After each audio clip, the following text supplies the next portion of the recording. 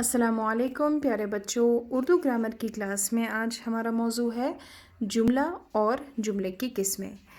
پچھلی کلاس میں ہم نے جملے کی تعریف پڑھی تھی اور جملے کے 2 حصوں کے بارے میں پڑھا تھا۔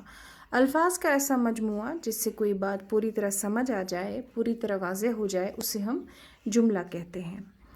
اور جملے کے 2 حصے مسند اور مسند الیہ ہوتے ہیں۔ تو آج ہم سیکھیں گے کہ مسند کے لحاظ سے جملے کی کتنی اقسام ہیں۔ مسند کے لحاظ سے جملے کی 2 قسمیں ہیں، جملہ اسمیہ اور جملہ فعلیہ۔ جملہ اسمیہ کسے کہتے ہیں؟ وہ جملہ جس میں مسند اور مسند الیہ دونوں اسم ہوں اسے ہم جملہ اسمیہ کہتے ہیں۔ مثلاً عامر نیک لڑکا ہے۔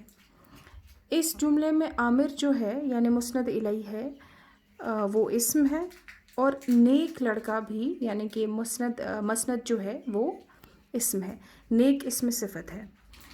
اسی طرح سلیمہ اچھی لڑکی ہے، اس میں سلیمہ مسند الیہ ہے، اسم ہے، اور اچھی لڑکی بھی یعنی مسند جو ہے وہ بھی اسم ہے۔ تو ان جملوں کو ہم جملہ اسمیہ کہتے ہیں۔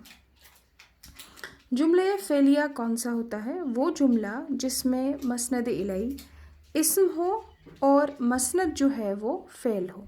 مثلاً عامر نے کھانا کھایا، عامر اس میں مسند الیہ ہے اور کھانا کھایا جو ہے وہ فعل ہے۔